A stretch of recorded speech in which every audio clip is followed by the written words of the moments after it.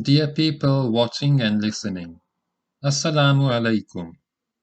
Kindly like and share this video and subscribe to my YouTube channel. The Road to Mecca by Muhammad Asad. To purchase this book, kindly check the links in the description. Start of Chapter 8. Jinns. Section 1. The sun is about to set when a big, black snake suddenly slithers across our path. It is almost as thick as a child's arm, and perhaps a yard long. It stops and rears its head in our direction. With almost a reflex movement, I slide down from the saddle, unsling my carbine, kneel and take aim, and at the same moment, I hear Mansoor's voice behind me. "Don't shoot! Don't!" But I have already pressed the trigger. The snake jerks, writhes, and is dead. Mansoor's disapproving face appears over me. "Thou shouldst not have killed it. Anyhow, not at the time of sunset, for this is the time when the jinns come out from underground and often assume the shape of a snake." I laugh and reply, "O Mansoor, thou dost not really believe those old wife tales about jinns in the shape of snakes?" "Of course I believe in jinns.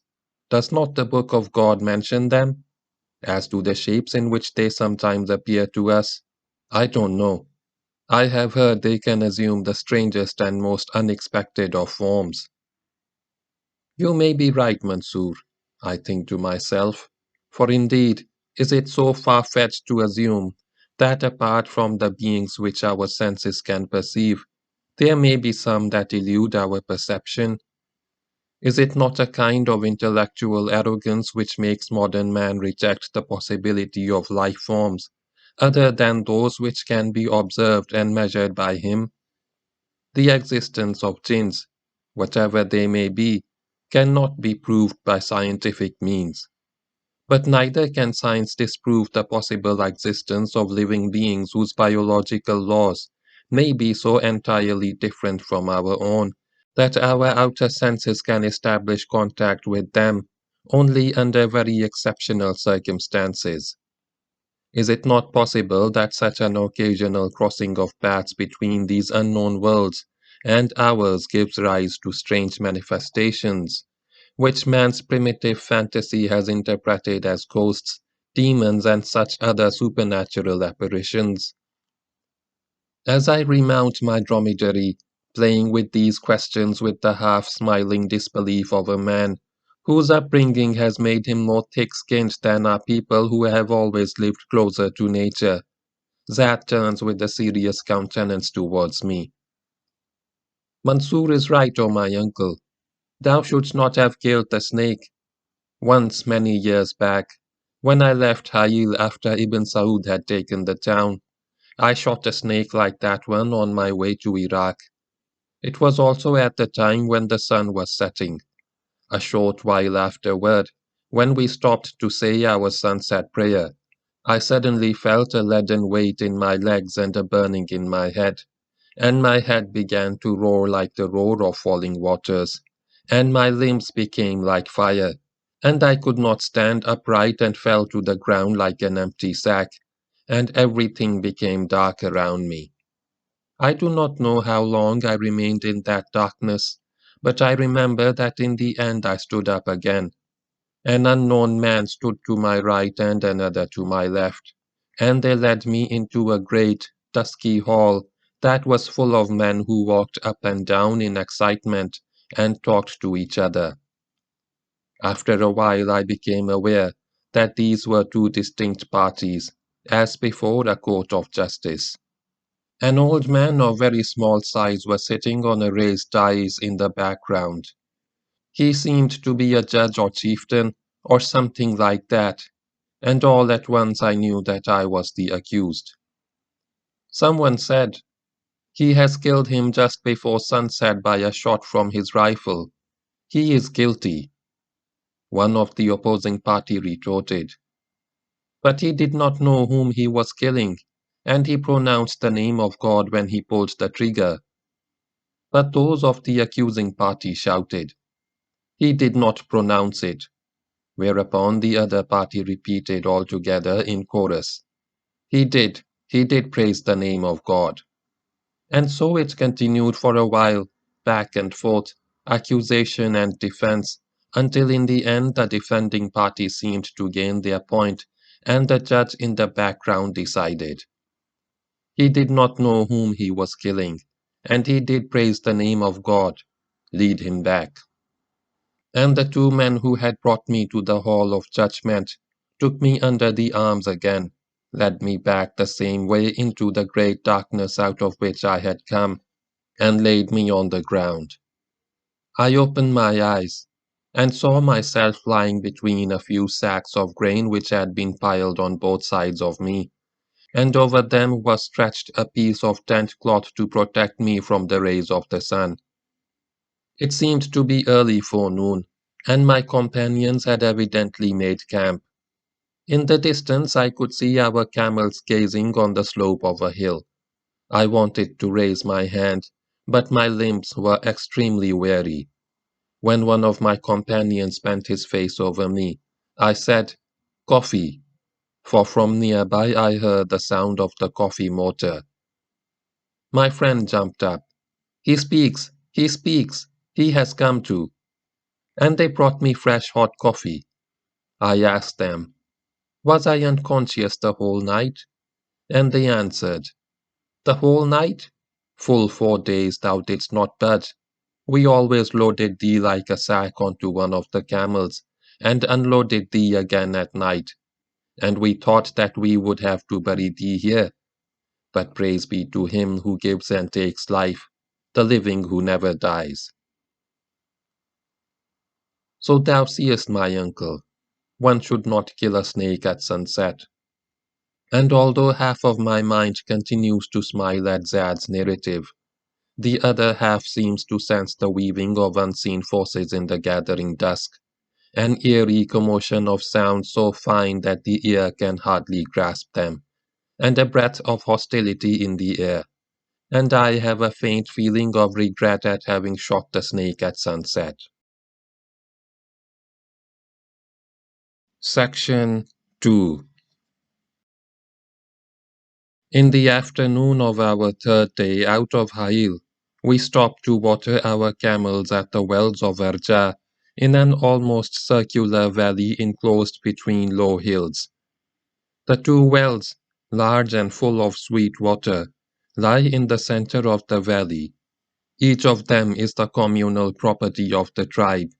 The western one belongs to the Herb, the eastern to the Motair. The ground around them is as bald as the palm of one's hand, for every day around noon hundreds of camels and sheep are driven in from distant pastures to be watered here, and every little blade of grass which grows out of the soil is nibbled away before it can even take breath. As we arrive, the valley is full of animals, and every new flocks and herds appear from between the sun-drenched hills. Around the wells there is a great crowding and commotion, for it is not an easy thing to satisfy the thirst of so many animals. The herdsmen draw up the water in leather buckets on long ropes, accompanying their work with a chant to keep the multiple movements even. For the buckets are very big and, when filled with water, so heavy that many hands are needed to draw them out of the depth. From the well nearest us, the one that belongs to the Motair tribe, I can hear the men chant to the camels, "Drink, and spare no water. The well is full of grace and has no bottom."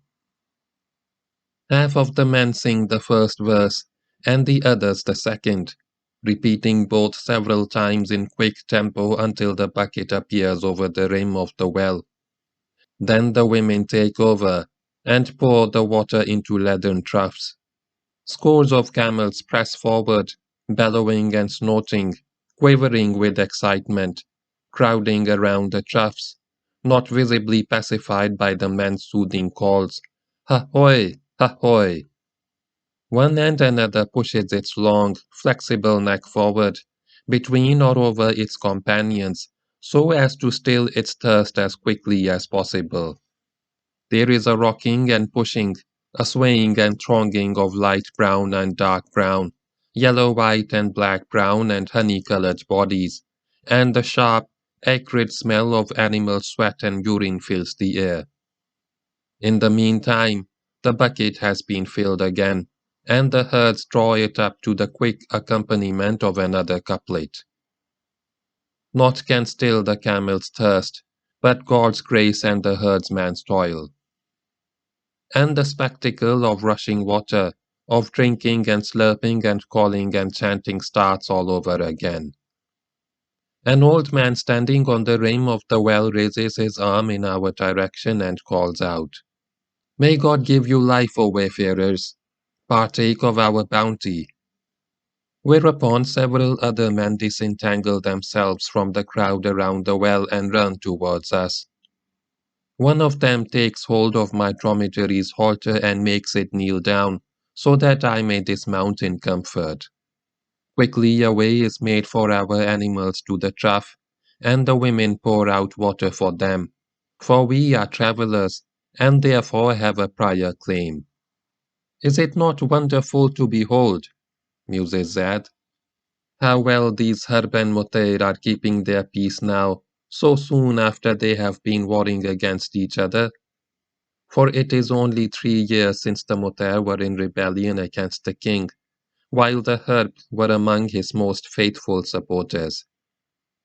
Dost thou remember, O my uncle, the last time we were here, how we bypassed Urja in a wide circle at night, not daring to approach the wells, not knowing whether friend or foe was here? Zad is referring to the great Bedouin rebellion of 1928 and 1929, the culmination of a political drama which shook Ibn Saud's kingdom to its foundations, and for a time involved myself in it. When the curtain rose in 1927, peace was reigning in the vast realm of Saudi Arabia. King Ibn Saud's struggle for power was over. His rule in Najd was no longer contested by any rival dynasty. His was Hail and the Shama country, and his too was the Hijaz after he had ousted the Sharifian dynasty in 1925.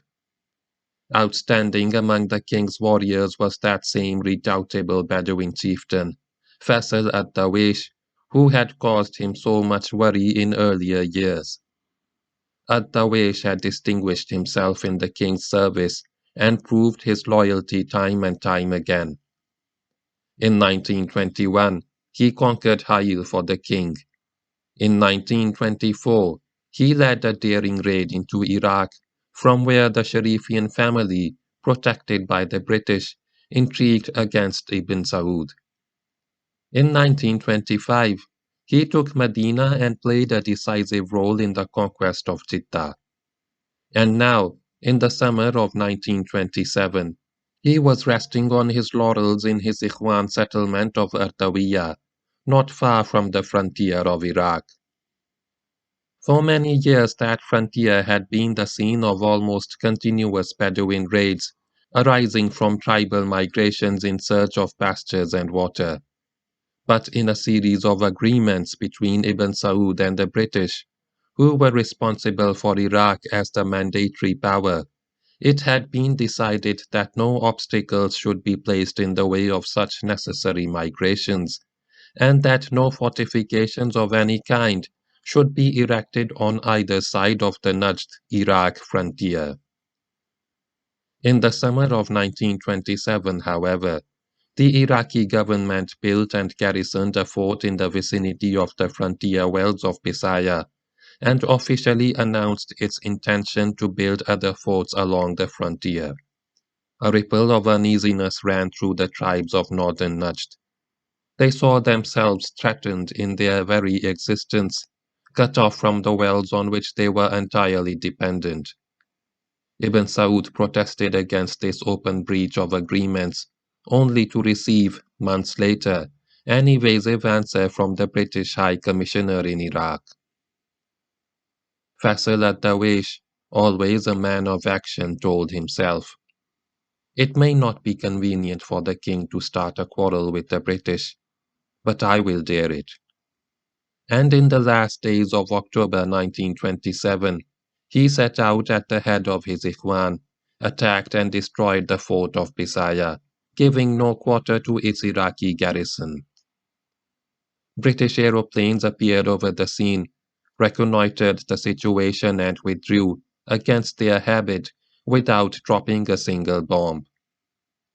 It would have been easy for them to repel the raid, an action to which they were entitled by virtue of their treaties with Ibn Saud, and then to settle the problem of the forts by diplomatic negotiations. But was the British Iraqi government really interested in speedy, peaceful settlement of the dispute? Deputations from the northern Najdi tribes appeared before Ibn Saud and pleaded for a campaign against Iraq. Ibn Saud energetically refused all such demands, declared ad-Dawish a transgressor, and ordered the Emir of Hail to keep close watch over the frontier regions. The financial allowances which the king was giving to most of the Ikhwan were temporarily cut off from the tribes under ad-Dawish's control, and he himself was bidden to remain at Artawiya and there await the king's judgment. The Iraqi government was officially informed of all these measures and notified that ad-Dawish would be punished severely. At the same time, however, Ibn Saud demanded that in the future the frontier treaties be more strictly observed by Iraq. This new conflict could thus have been easily ironed out, but when matters had reached this point, the British High Commissioner let Ibn Saud know that he was sending out an air squadron to chastise ad-Dawish's Ikhwan, who had long since returned to their home territory, and to force them to obedience toward their king. Since at the time there was no telegraph at Riyadh, Ibn Saud sent post-haste a courier to Bahrain, from where a telegram was dispatched to Baghdad, protesting against the proposed measure and invoking the treaties, which forbade either party to pursue lawbreakers across the frontier. He stressed that he had no need of British assistance in enforcing his authority over ad-Dawish, and finally, he warned that a British air action over Najdi territory would have dangerous repercussions among the Ikhwan, who were already sufficiently stirred up. The warning remained unheeded. Toward the end of January 1928, 3 months after the Bisaya incident, a British squadron flew across the frontier and bombed Najdi territory, wreaking havoc among Motayri Bedouin encampments and indiscriminately killing men, women, children, and cattle. All the northern Ikhwan began to prepare for a campaign of vengeance against Iraq, and it was only thanks to Ibn Saud's great prestige among the tribes that the movement was stopped in time and confined to a few minor frontier skirmishes. In the meantime, the destroyed fort of Bisaya was quietly rebuilt by the British, and 2 new forts were erected on the Iraqi side of the border. Faisal ad-Dawish, summoned to Riyadh, refused to come and justify an action which in his opinion had been undertaken in the king's own interest. Personal resentment added to his bitterness. He, Faisal ad-Dawish, who had served the king so faithfully and so well, was only Emir of Artawiya, which in spite of the large number of its inhabitants, was no more than an overgrown village. His leadership had been decisive in the conquest of Hail, but the king's cousin, Ibn Musad, and not he had been appointed Emir of Hail. During the Hijaz campaign it was he, ad-Dawish, who besieged Medina for months and finally forced its surrender. But not he had been made its Emir. His passionate, frustrated urge for power gave him no rest, He said to himself, Ibn Saud belongs to the tribe of Anaza, and I to the tribe of Mutar. We are equal to another in the nobility of our descent. Why should I admit to Ibn Saud's superiority? Such reasoning has always been the curse of Arabian history. None will admit that another is better than he. One by one, other dissatisfied Ikhwan chieftains began to forget how much they owed to Ibn Saud. Among them was Sultan Ibn Bujad, Sheikh of the powerful Atayba tribe, and Amir of Ghatrat, one of the largest Ikhwan settlements in Najd. Victor of the Battle of Taraba in 1918 against the forces of Sharif Hussain, conqueror of Taif and Mecca in 1924. Why had he to be content with being no more than Amir of Ghatrat? Why had not he, but one of the king's sons, been made Amir of Mecca? Why had he not at least been appointed Amir of Taif? He, like Faisal ad-Dawish, saw himself cheated of what he considered his due. And since he was ad-Dawish's brother-in-law, it appeared only logical for the two to make common cause against Ibn Saud. In the autumn of 1928, Ibn Saud called a congress of chieftains and ulama to Riyadh with a view to solving all these disputes. Almost all tribal leaders came except Ibn Bujad and ad-Dawish. Adamant in their opposition, they declared Ibn Saud a heretic, for had he not made treaties with the infidels and introduced into the lands of the Arabs such instruments of the devil as motor cars, telephones, wireless sets and aeroplanes? The ulama assembled at Riyadh unanimously declared that such technical innovations were not only permissible, but most desirable from the religious point of view, since they increased the knowledge and strength of the Muslims, and that on the authority of the Prophet of Islam, sallallahu alaihi wasallam, treaties with non-Muslim powers were equally desirable if they brought peace and freedom to Muslims. But the two rebellious chieftains continued their denunciations and found a ready echo among many of the simple Ikhwan, who did not possess sufficient knowledge to see anything but the influence of Satan in Ibn Saud's actions. His earlier failure to impart education to the Ikhwan and turn their religious fervor to positive ends began to bear its tragic fruit. The steeps of Najd were now humming like a beehive. Mysterious emissaries rode on fast dromedaries from tribe to tribe. Clandestine meetings of chieftains took place at remote wells. And finally the agitation against the king burst out in open revolt, drawing in many other tribes beside the Mutair and Atayba. The king was patient. He tried to be understanding. He sent messengers to the recalcitrant tribal leaders and tried to reason with them, but in vain. Central and northern Arabia became the scene of widespread guerrilla warfare.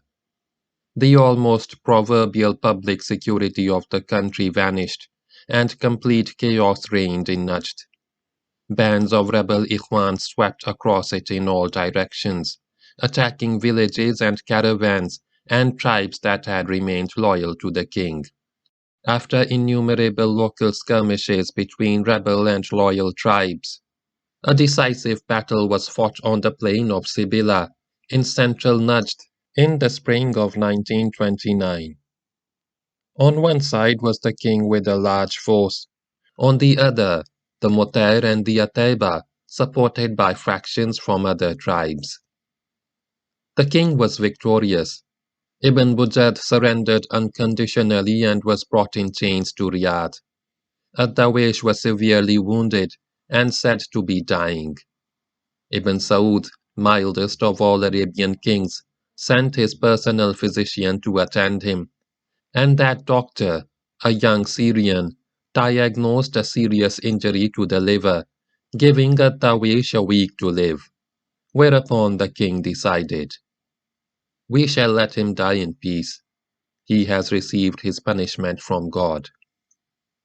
He ordered that the wounded enemy be brought back to his family at Ardawiya.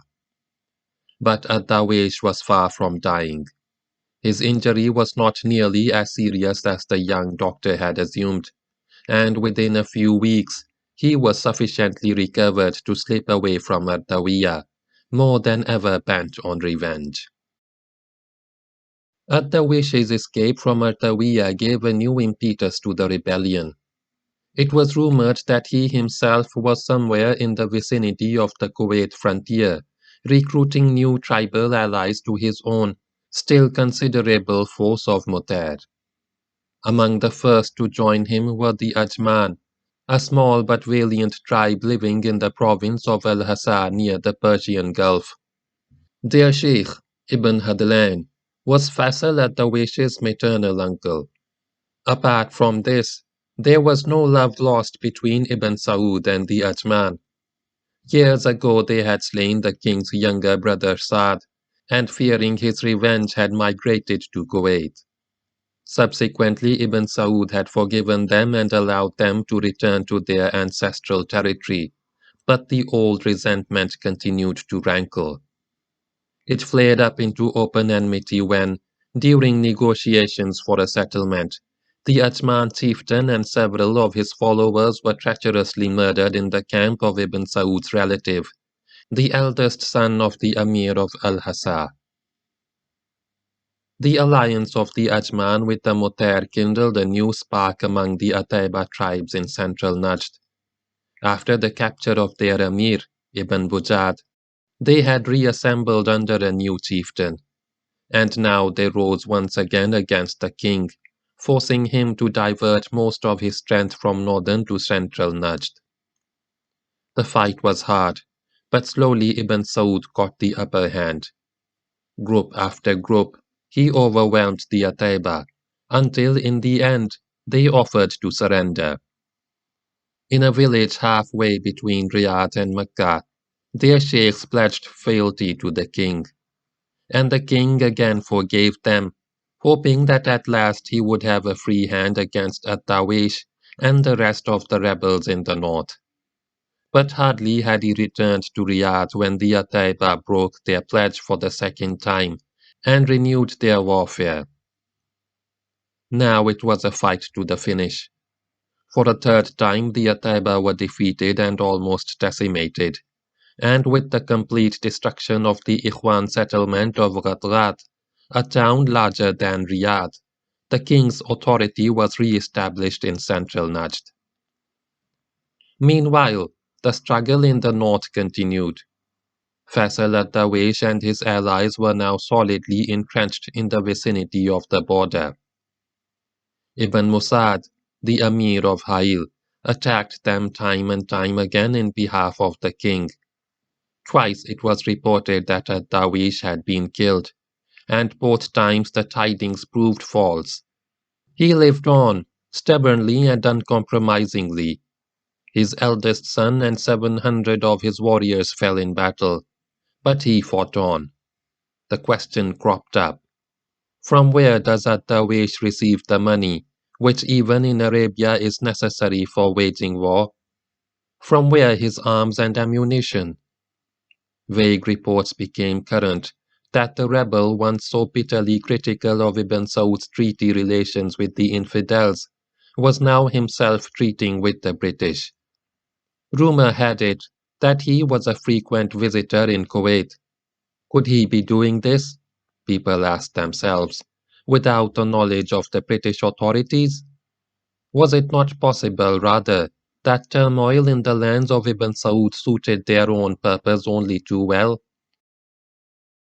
One evening in Riyadh, in the summer of 1929, I had gone to bed early and before falling asleep was diverting myself with an old book on the dynasties of Oman, when Zad abruptly came into my room.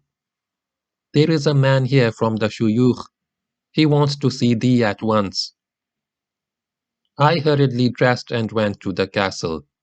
Ibn Saud was awaiting me in his private apartments, sitting cross-legged on a divan with heaps of Arabic newspapers around him, and one from Cairo in his hands. He answered my greeting briefly, and without interrupting his reading, motioned me to his side on the divan. After a while he looked up, glanced at the slave who was standing by the door, and indicated with a movement of his hand that he wished to be left alone with me. As soon as the slave had closed the door behind him, the king laid down the newspaper and looked at me for a while from behind his glittering glasses, as if he had not seen me for a long time, although I had spent some hours with him that very morning. Busy with writing? No, O long of age. I have not written anything for weeks. Those were interesting articles thou hast written about our frontier problems with Iraq. He was evidently referring to a series of dispatches I had written for my continental newspapers about 2 months earlier. Some of them had also appeared in a newspaper in Cairo where, I flatter myself, they helped to clarify a very involved situation. Knowing the king, I was certain that he was not speaking at random, but had something definite in mind. And so I remained silent, waiting for him to continue. He did continue. Perhaps thou wouldst like to write something more about what is happening in Najd, about this rebellion and what it portends. There was a trace of passion in his voice as he went on. The Sharifian family hates me. Those sons of Hussein who now rule in Iraq and Transjordan will always hate me, for they cannot forget that I have taken the Hijaz from them. They would like my realm to break up, for then they could return to the Hijaz, and their friends, who pretend to be my friends as well, might not dislike it either. They did not build those forts for nothing. They wanted to cause me trouble and to push me away from their frontiers. From behind Ibn Saud's words I could hear jumbled, ghostly sounds, the rolling and rushing of railroad trains which, though still imaginary, might easily become real tomorrow. The spectre of a British railroad running from Haifa to Basra. Rumors of such a plan had been rampant for years.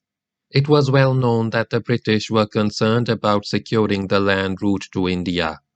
And this indeed was the meaning of their mandates over Palestine, Transjordan, and Iraq. A railroad from the Mediterranean to the Persian Gulf would not only form a new, valuable link in Britain's imperial communications, but would also afford greater protection to the oil pipeline that was to be laid from Iraq across the Syrian desert to Haifa. On the other hand, a direct rail connection between Haifa and Basra would have to cut across Ibn Saud's northeastern provinces, and the king would never even entertain such a suggestion. Was it not possible that the building of forts along the Iraq-Najd frontier, in flagrant contravention of all the existing agreements, represented the first stage of a carefully devised scheme to bring about enough disturbance within this critical area to justify the establishment of a small, semi-independent buffer state more amenable to the British? Faisal at-Dawish could serve this purpose as well as, or perhaps even better than, a member of the Sharifian family, for he was a Najdi himself and had a strong following among the Ikhwan. That his alleged religious fanaticism was only a mask was obvious to anyone acquainted with his past. What he really wanted was power alone. There was no doubt that, left to himself, he could not have held out for so long against Ibn Saud. But had he been left to himself? After a long pause, the king continued. I have been thinking, as everyone has, about the supplies of arms and ammunition that Dawish seems to have at his disposal. He has plenty of them, and plenty of money too, it has been reported to me. I wonder whether thou wouldst not like to write about these things. I mean those mysterious sources of a Darwish's supplies. I have my own suspicions about them, perhaps even more than suspicions, but I would like thee to find out for thyself all thou canst, for I may be wrong. So that was it. Although the king spoke almost casually, in a conversational tone, it was obvious that he had weighed every word before he uttered it. I looked hard, I looked hard at him. His face, so grave a moment before, broke into a broad smile. He placed his hand on my knee and shook it. I want thee, O my son, to find out for thyself. I repeat, for thyself, from where a Darwish is getting his rifles, his ammunition, and the money he is throwing about so lavishly. There is hardly any doubt in my mind, but I wish that someone like thee, who is not directly involved, would tell the world of the crooked truth behind a Darwish's rebellion. I think thou wilt be able to find out the truth. Ibn Saud knew what he was doing. He has always known that I love him, although I often disagree with his policies and never make a secret of my disagreement. He has never withheld his confidence from me and often asks my advice. He trusts me all the more, I believe, because he is well aware that I do not expect any personal gain from him and would not even accept a post in his government, for I want to remain free. And so on that memorable evening in the summer of 1929, he calmly suggested to me that I should go out and explore the web of political intrigue behind the Ikhwan rebellion, a mission which probably entailed personal risk and certainly could be accomplished only at the cost of strenuous efforts. But the shuyukh was not disappointed in my reactions. Apart from my affection for him and his country, the task which he now entrusted to me seemed to promise an exciting adventure, not to speak of a possible journalistic scoop. Over my eyes and my head be thy command, O long of age. I immediately replied, I shall certainly do what I can. Of that I have no doubt, O Muhammad, and I expect thee to keep thy mission a secret. There may be danger in it. What about thy wife? The wife was a girl from Riyadh whom I had married the previous year, but I was able to assure the king on this point. She will not cry, O Imam.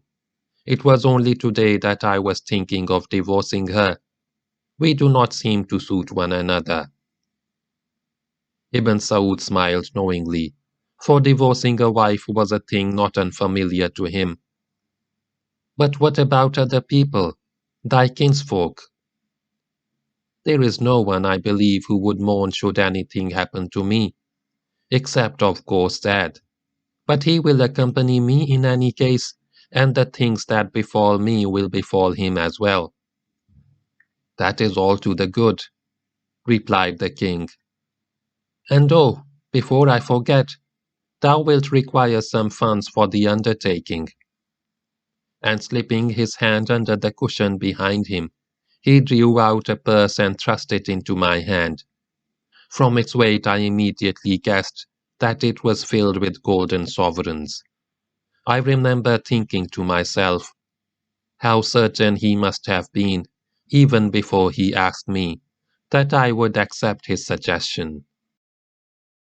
Back in my quarters, I called Zad, who had been awaiting my return.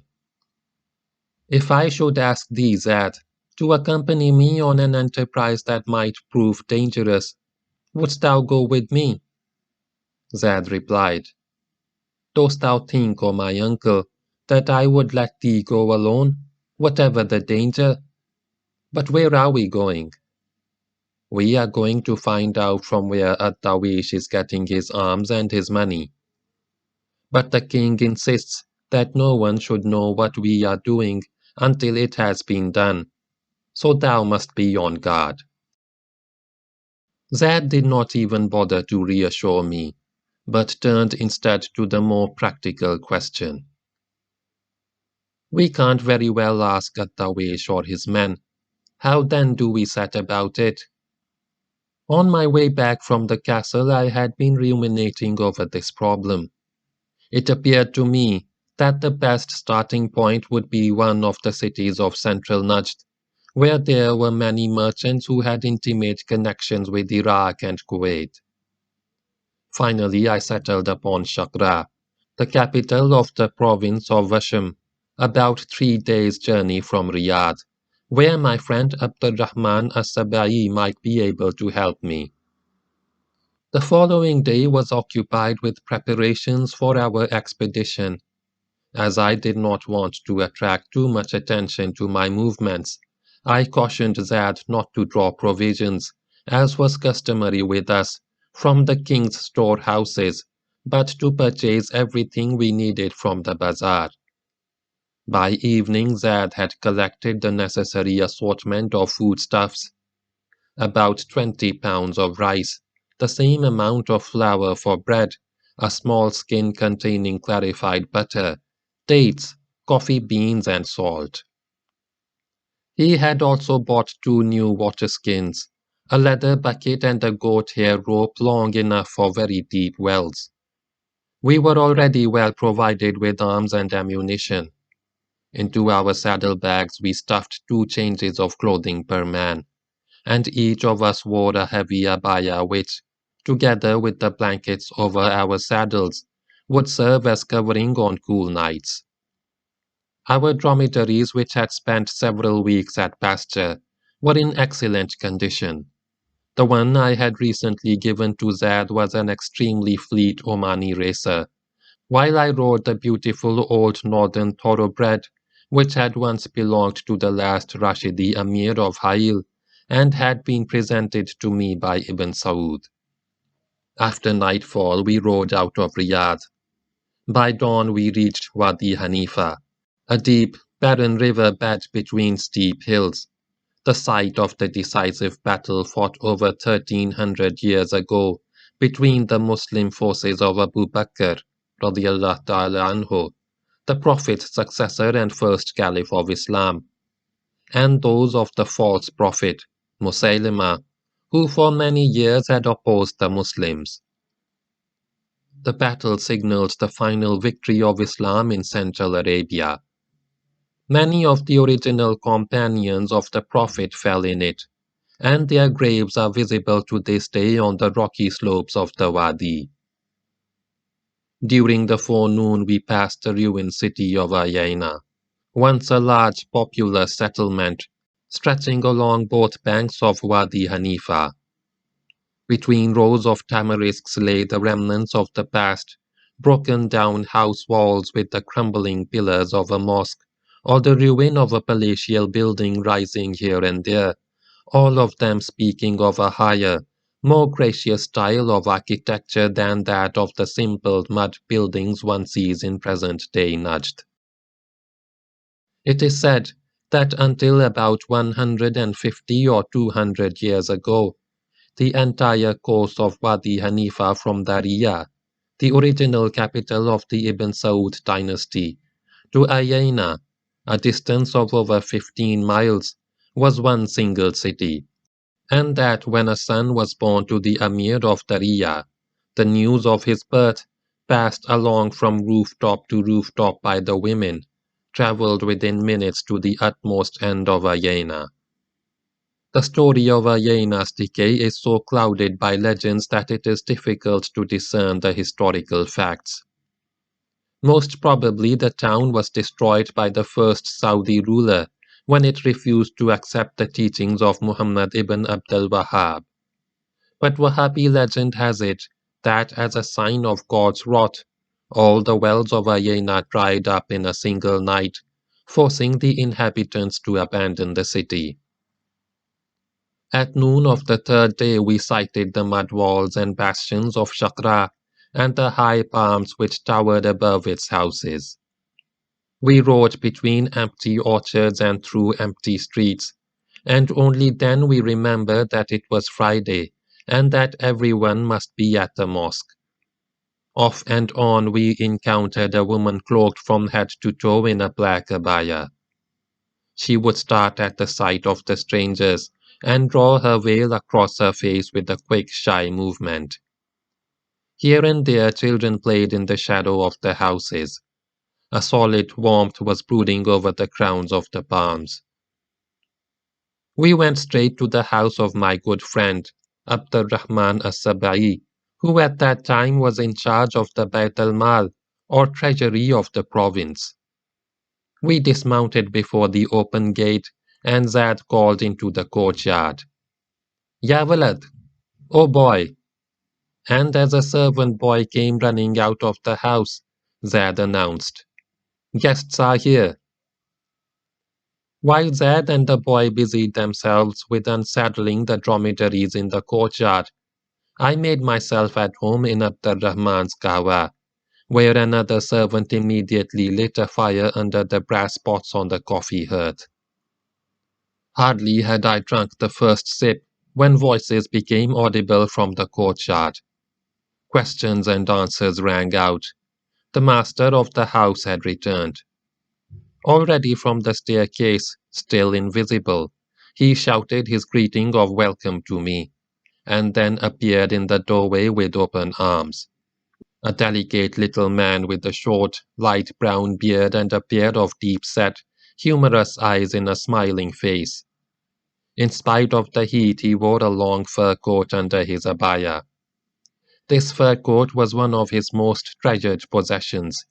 He never tired of telling everyone who was not already aware of its history that it had once belonged to the former king of the Hijaz, Sharif Hussain, and had fallen into his, Abdurrahman's hands at the conquest of Mecca in 1924.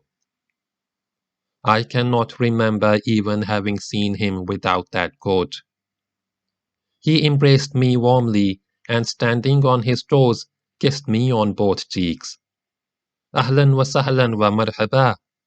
Welcome to this lowly house, O my brother. Lucky is the yard that brings thee here. And then came the usual questions. Whence and where to? And how is the king? And was there rain on the way?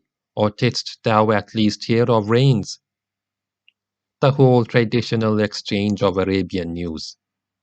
I told him that Aneza, in central Najd, was my destination, which was not quite true but could well have been.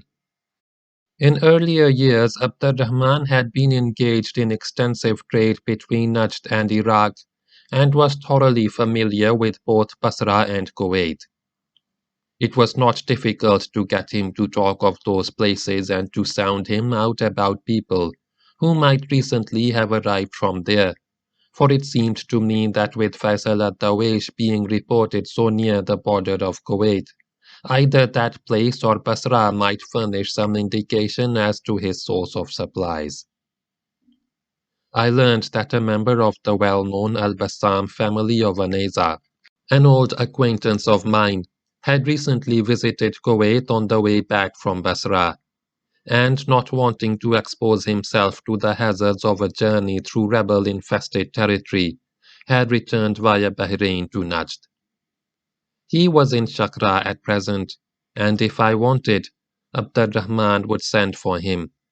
For in accordance with ancient Arabian custom, it is for the new arrival to be visited rather than to pay visits. Soon afterward, Abdullah al-Bassam joined us in Abdurrahman's kahwa.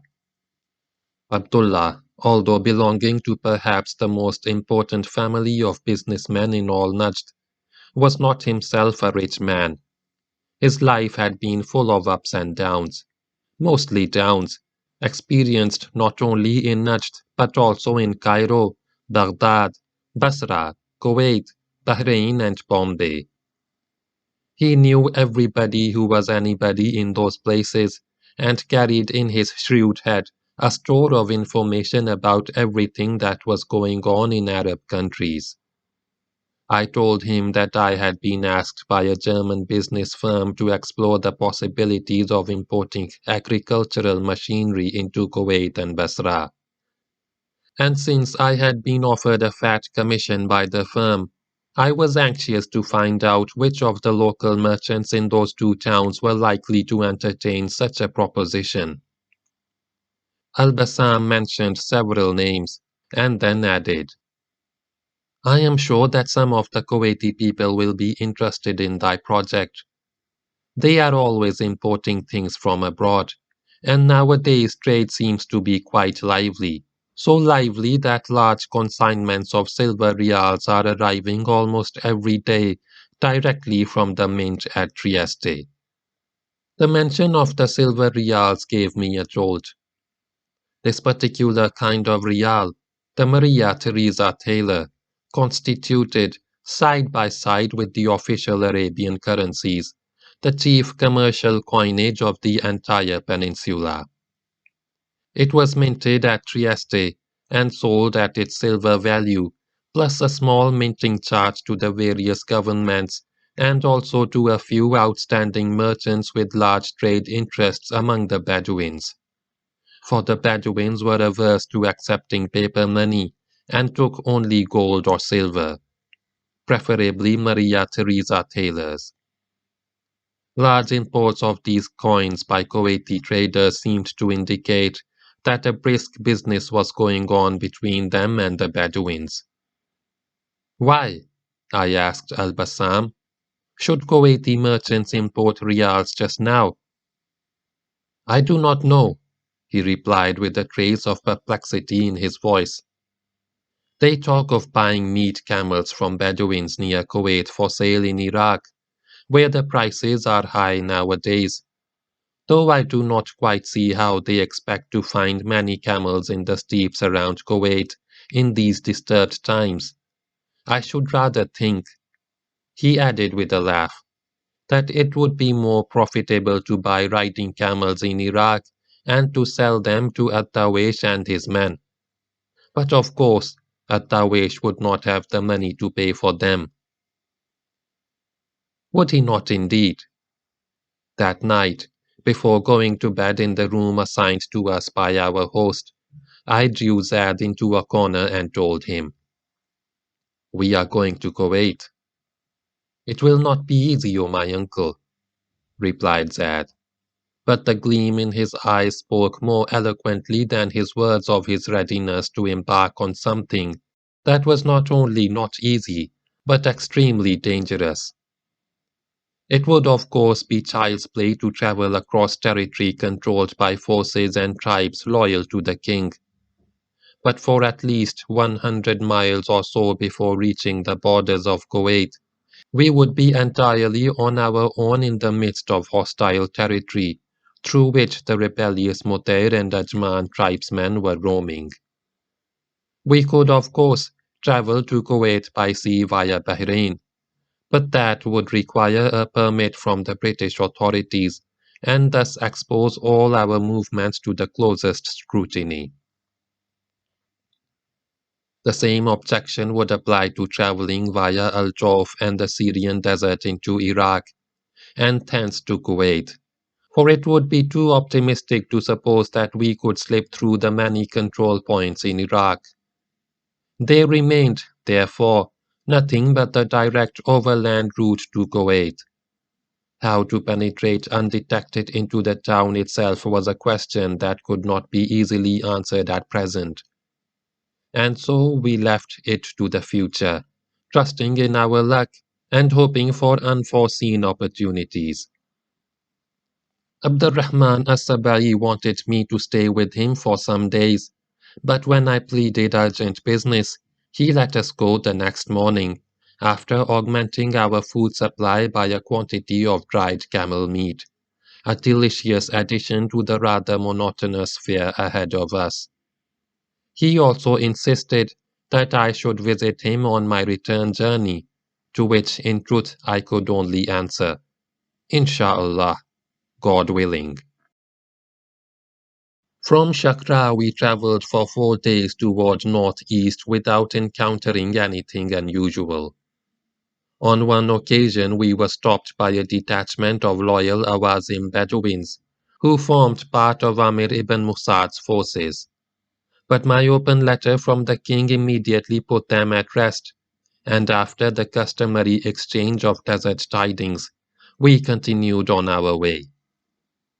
Before dawn of the fifth day, we approached a region over which Ibn Saud's arm no longer extended. From now on, day travel was out of the question. Our only safety lay in darkness and stealth.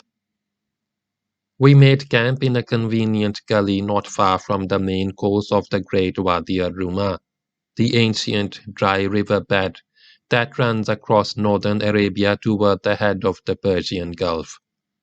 The gully was thickly overhung with erfaj bushes, which would afford us some cover as long as we kept close to the almost vertical bank. We hobbled our camels securely, fed them a mixture of coarse barley flour and date kernels, thus obviating the necessity of letting them out to pasture, and settled down to await the nightfall.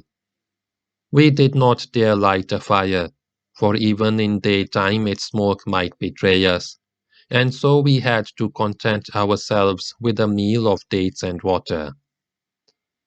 How sound our precautions were became evident in the late afternoon, when the strains of a Bedouin riding chant suddenly struck our ears. We took hold of our camels' muzzles to prevent them from snorting or bellowing, and pressed ourselves, rifle in hand, flat against the protecting wall of the gully. The chanting grew louder as the unknown riders approached. We could already discern the words, La ilaha illallah, La ilaha illallah. There is no God but God. There is no God but God. The usual Ikhwan substitute for the more worldly travel chants of unreformed Bedouins. There was no doubt that these were Ikhwan, and in this area they could only be hostile Ikhwan. After a while they appeared over the crest of a hillock, just above the bank of the gully, a group of 8 or 10 camel riders slowly advancing in single file, sharply outlined against the afternoon sky, each of them wearing the white Ikhwan turban over his red and white checkered kufiya, 2 bandoliers across the chest, and a rifle slung on the saddle-bag behind him. A somber and forbidding cavalcade, swaying forward and backward, in rhythm with the gait of the dromedaries, and the great but now so misused words, La ilaha illallah. The sight was impressive and at the same time pathetic. These were men to whom their faith obviously meant more than anything else in life. They thought they were fighting for its purity and for the greater glory of God, not knowing that their fervor and their longing had been harnessed to the ambitions of an unscrupulous leader in quest of personal power. They were on their right side of the gully as far as we were concerned, for had they been riding on the opposite side, they would have seen us as plainly as we could now see them from beneath the protective overhang of the bushes. When, with the lilt of the creed on their lips, they disappeared from view down the hill, we sighed with relief. They are like Jinns, whispered Zad. Yes, like the Jinns who know neither joy of life nor fear of death. They are brave and strong in faith, no one can deny that, but all they dream about is blood and death and paradise. And as if in defiance of the Ikhwan's gloomy puritanism, he began to sing Soto Vose, a very worldly Syrian love song, O thou maiden of golden brown flesh. As soon as it was quite dark, we resumed our surreptitious march in the direction of distant Kuwait. Look there, oh my uncle, Zad suddenly exclaimed. A fire! It was too small a fire for a Bedouin encampment.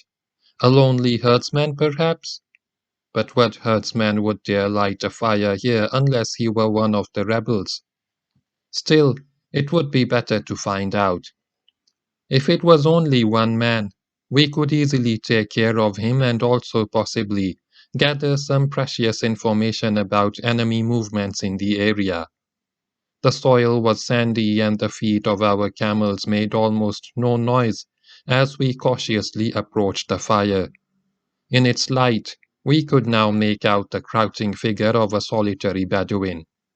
He seemed to be peering into the darkness in our direction, and then, as if satisfied with what he had seen, he rose without hurry, crossed his arms over his chest, perhaps to indicate that he was unarmed, and calmly, without the least appearance of fright, awaited our coming.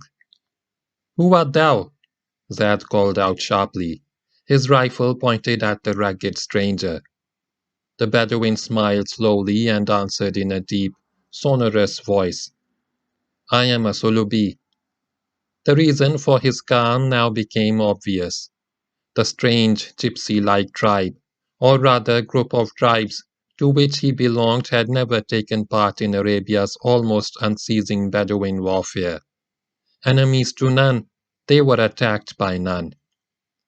The Suluba have remained to this day an enigma to all explorers. Nobody really knows their origin. That they are not Arabs is certain.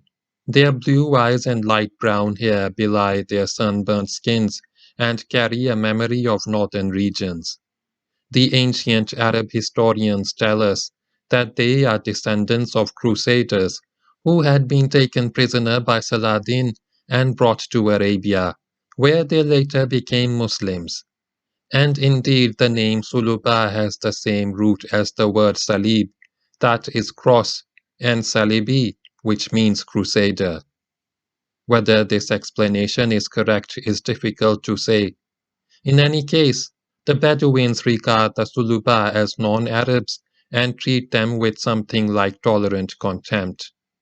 They explain this contempt, which contrasts sharply with the Arabs' otherwise so pronounced sense of human equality, by asserting that these people are not really Muslims by conviction and do not live like Muslims.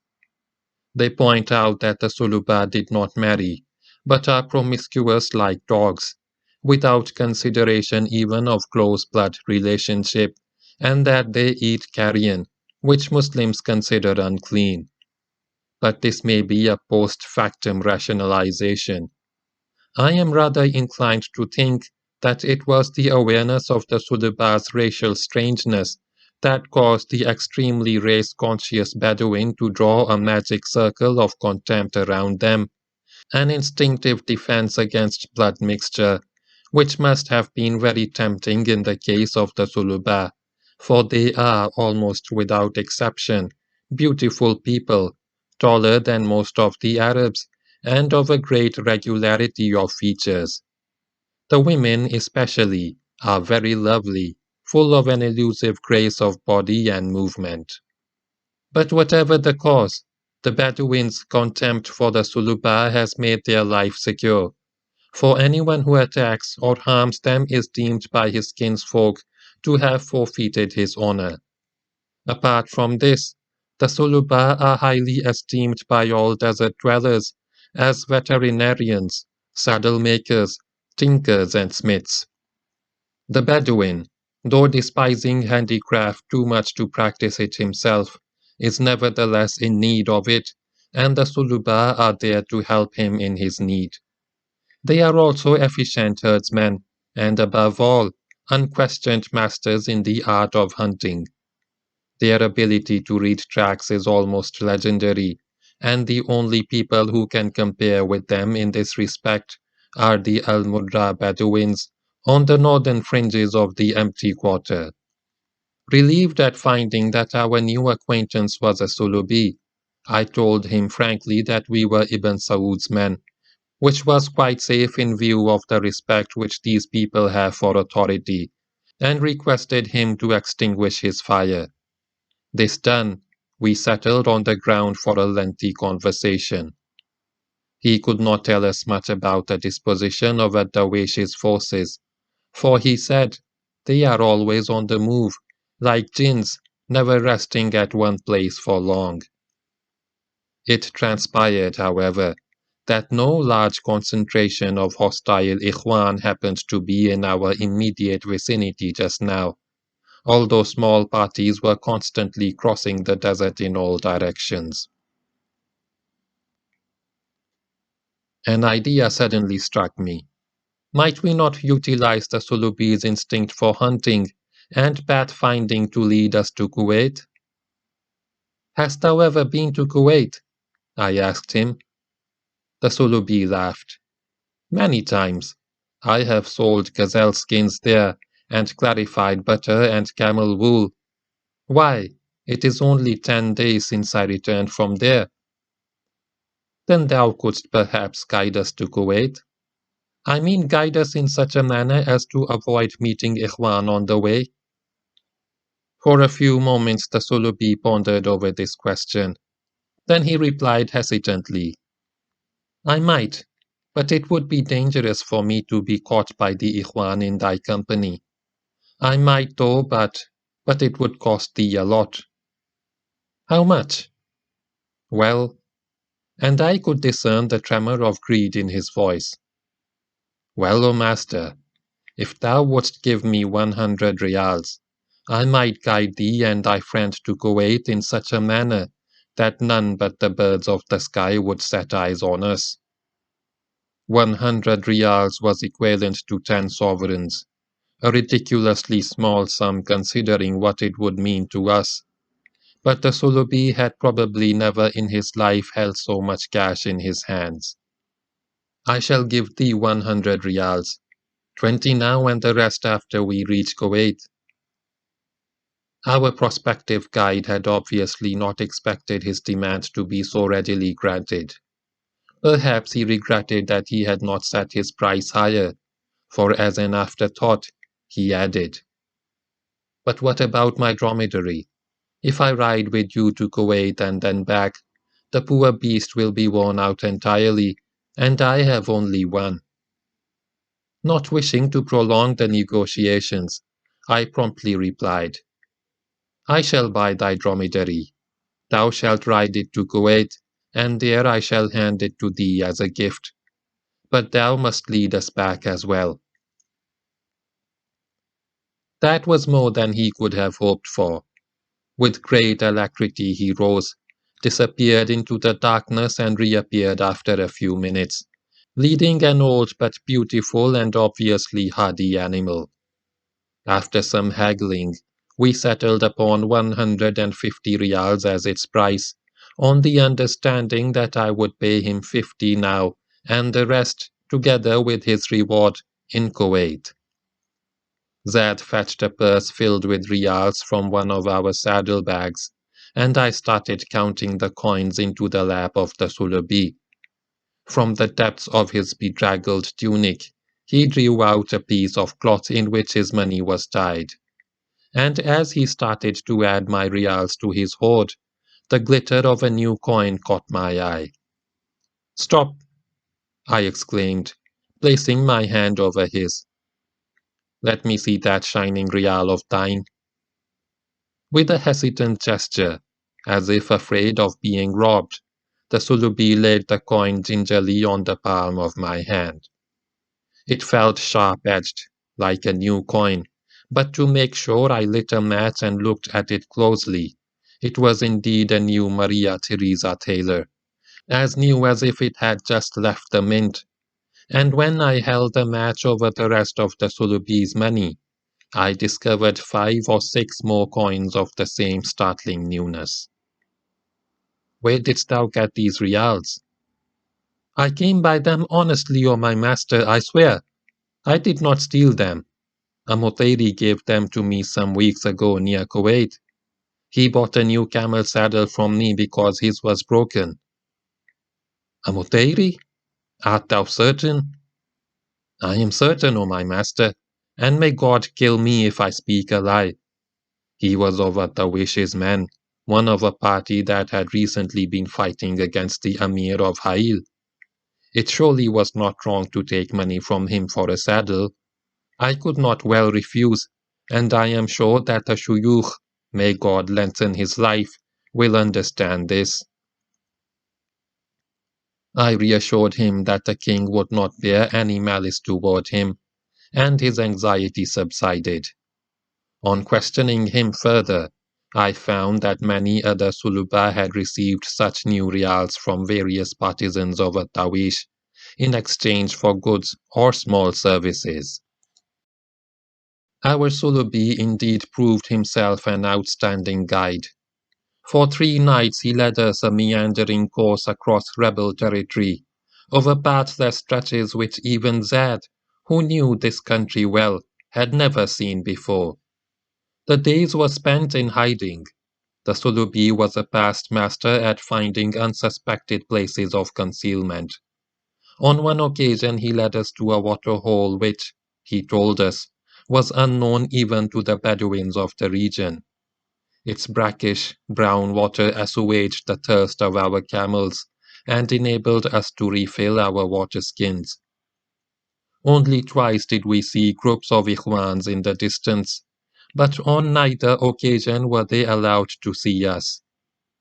In the forenoon of the 4th morning after our meeting with the Sulubi, we came within sight of the town of Kuwait.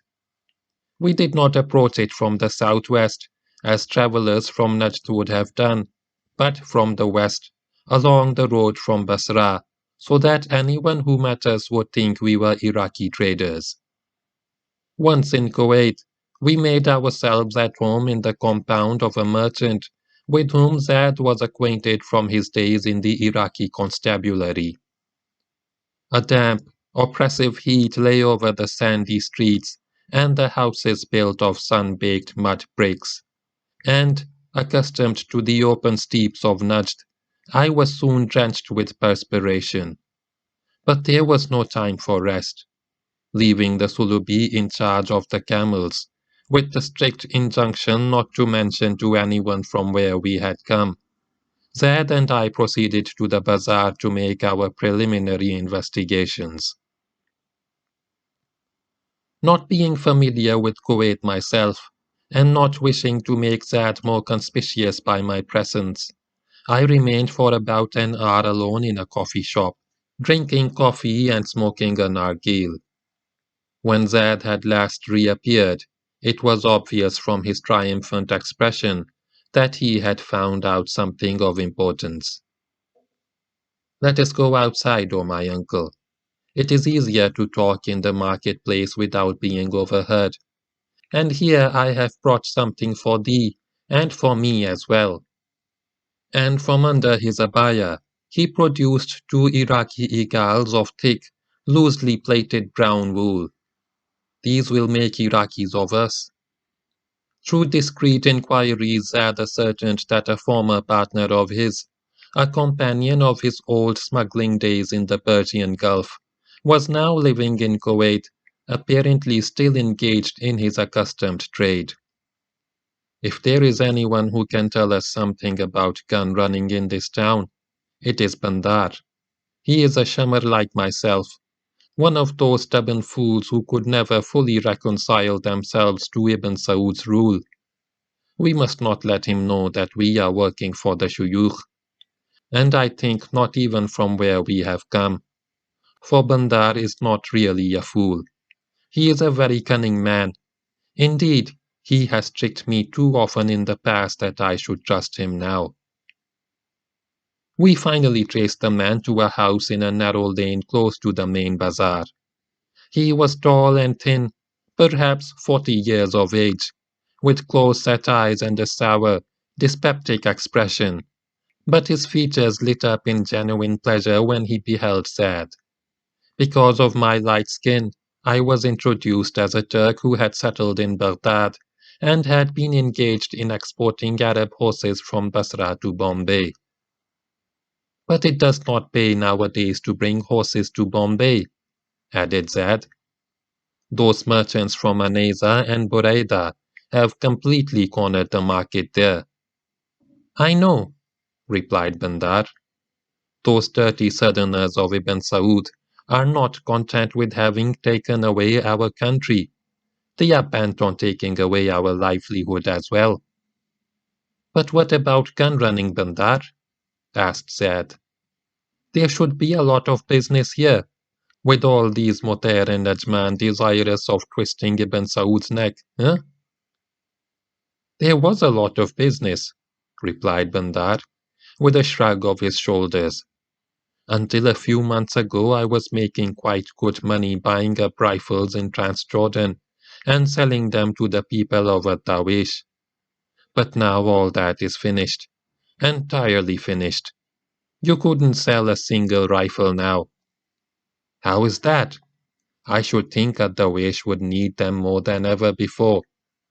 Yes, retorted Bandar. So he does, but he gets them at a price for which one like thee or me could never afford to sell. He gets them in cases from overseas, English rifles, almost new, and he pays 10 rials for a rifle with 200 rounds of ammunition. Praise be unto God, exclaimed Zed in genuine astonishment.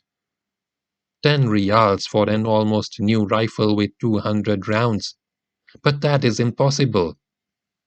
It really did seem impossible, for at that time used Lee-Enfield rifles cost in nudged about 30 to 35 rials apiece, without ammunition, and even if one took into consideration that the prices at Kuwait might be lower than in Najd, the tremendous difference was still unaccountable. Bandar smiled wryly. Well, it seems that the Dawesh has powerful friends, very powerful friends. Some say that one day he will become an independent Amir in northern Najd. What thou sayest, O Bandar, I interposed, is all well and good. Perhaps At-Tawish will really make himself independent of Ibn Saud. But he has no money, and without money even the great Alexander could not have built a kingdom. Bandar broke out into a loud guffaw. Money? At-Tawish has plenty of that. Plenty of new rials which come to him in cases, like the rifles from beyond the sea. Cases of rials? But that is very strange. From where could a Bedouin obtain cases of new rials? That I do not know, replied Bandar. But I do know that almost daily some of his men are taking delivery of new rials that are reaching them through various merchants in the city. Why, only yesterday I saw Farhan ibn Mashur at the port supervising the unloading of such cases. This was indeed news. I knew Farhan well.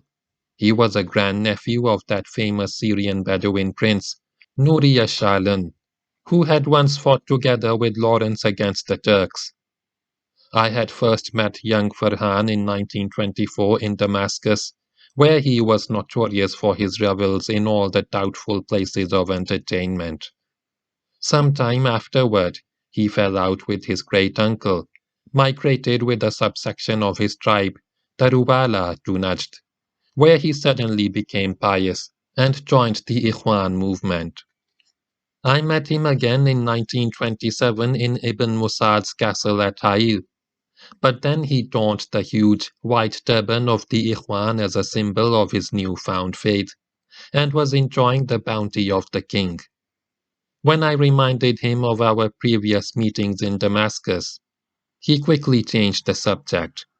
Stupid and ambitious as he was, he had seen in At-Tawish's revolt an opportunity to achieve an independent emirate for himself in Al-Jawf, an oasis north of the great Nufud, for in Arabia as elsewhere, rebels follow the time-honored practice of dividing the lion's skin before the lion has been killed. So Farhan is here in Kuwait? I asked Bandar. Of course. He comes here as often as a Tawish and goes freely in and out of the Sheikh's palace. The Sheikh, they say, has a great liking for him. But do not the British object to a Tawish's and Farhan's coming to Kuwait? I seem to remember that some months ago they announced that they would not allow a Tawish or his people to enter this territory. Bandar guffawed again. So they did, so they did. But I have told thee, At-Tawish has very powerful friends. I am not sure whether he is in town just now, but Farhan is. He goes every evening to the great mosque for the Maghrib prayer. Thou canst see him there with thine own eyes if thou dost not believe me. And see him we did. When taking Bandar's hint, Zaid and I strolled in the early evening in the vicinity of the great mosque. We almost collided with a group of Bedouins, unmistakably Najdi in bearing, who emerged from around a street corner. At their head was a man in his middle 30s, somewhat shorter than the tall Bedouins who surrounded and followed him, his handsome face adorned by a short black beard. I recognized him at once. I do not know to this day whether he recognized me. His eyes met mine for a moment, swept over me with a puzzled expression, as if he were trying to recall a dim memory, and then turned away. And an instant later he and his retinue were lost in the throng of people moving toward the mosque. We decided not to extend our clandestine sojourn in Kuwait unduly by waiting for an opportunity to see At-Dawish as well. Bandar's revelations were confirmed by Zad's adroit inquiries from other acquaintances in the town. At-Dawish's mysterious supplies of Lee Enfield rifles, only superficially disguised as purchases, clearly pointed to a Kuwaiti merchant who had always been prominent as an importer of arms. At the large amounts of mint new Maria Theresa reals that circulated in the bazaars of Kuwait were in almost every case traceable to At-Dawish and the men around him. Short of seeing his actual depots and examining the consignment papers, which was scarcely within the realm of likelihood, we had enough evidence to confirm the suspicions the king had voiced during his talk with me. My mission was completed, and in the following night we made our way out of Kuwait as stealthily as we had come. During Zad's and my investigations in the bazaars, our Sulubi had found out that there were no rebel groups at the moment to the south of Kuwait. And so to the south we went, in the direction of Al-Hassa province, which was firmly under the control of the king.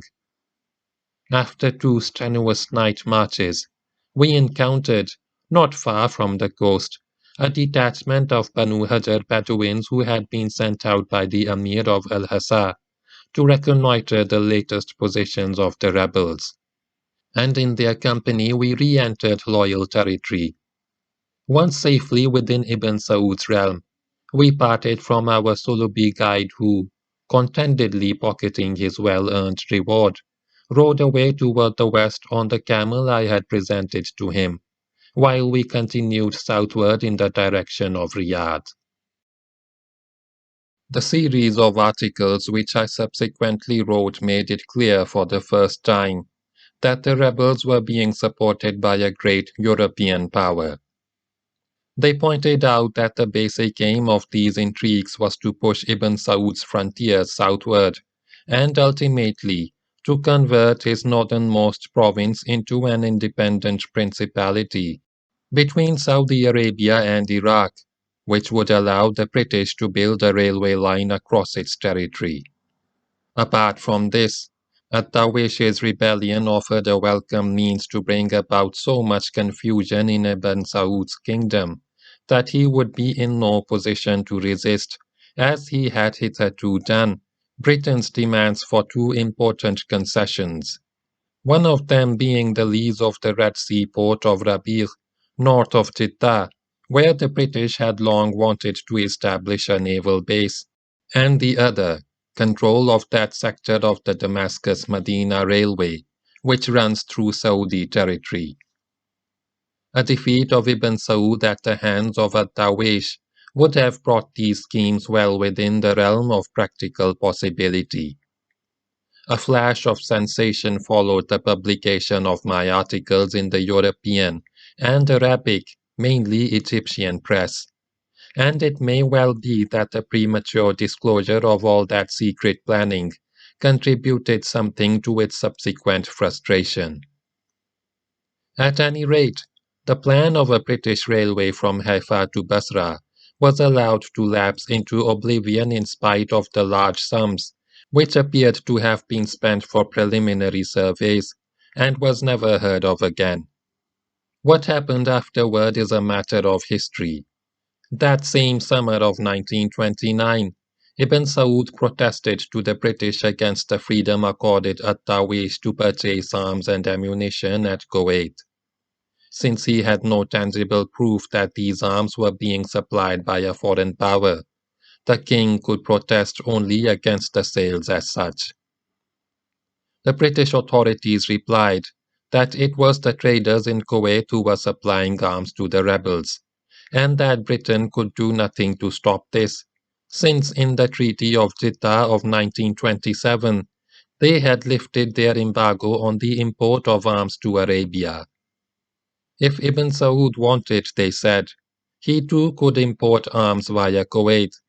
When Ibn Saud objected that the very same treaty obliged both Britain and Saudi Arabia to prevent in their territories all activities directed against the security of the other party, he received the answer that Kuwait could not be termed British territory, since it was an independent sheikhdom with which Britain had no more than treaty relations.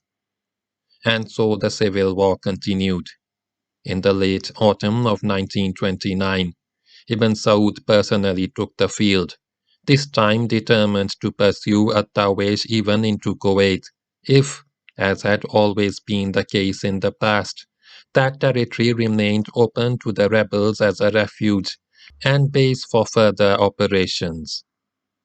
In the face of this determined attitude, which Ibn Saud took care to communicate to the British authorities, they apparently realized that it would be too risky to pursue their game further.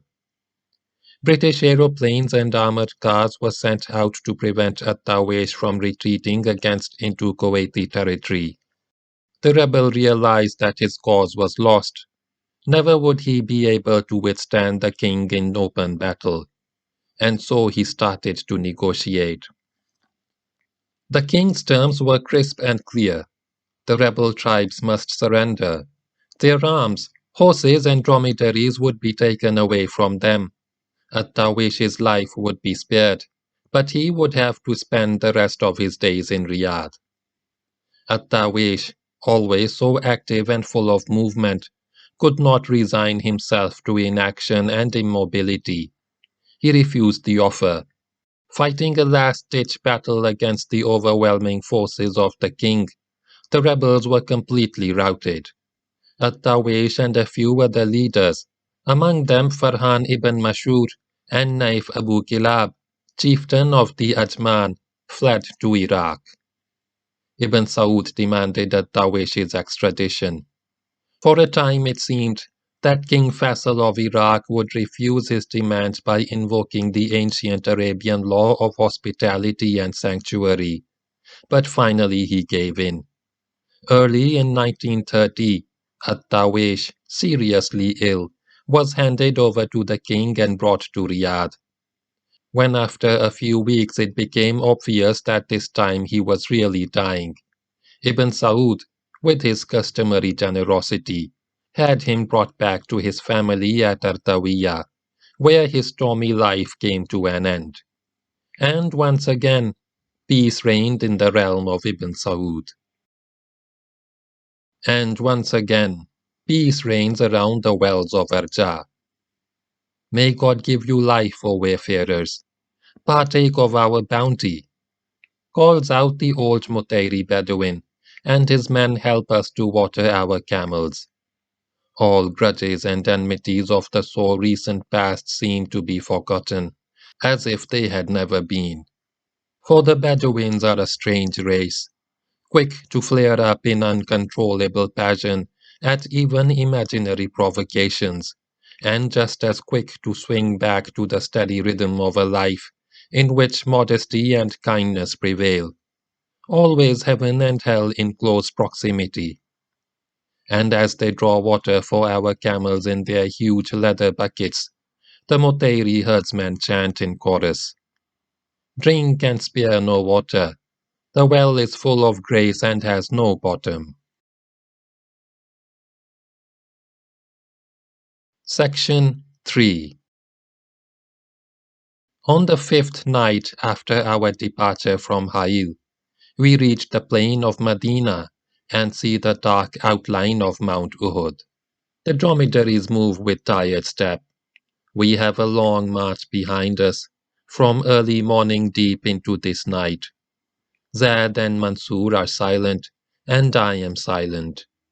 In the moonlight, the city appears before us with its granulated walls and the slim, straight minarets of the Prophet's mosque. We arrive before the gate which, because it faces north, is called the Syrian.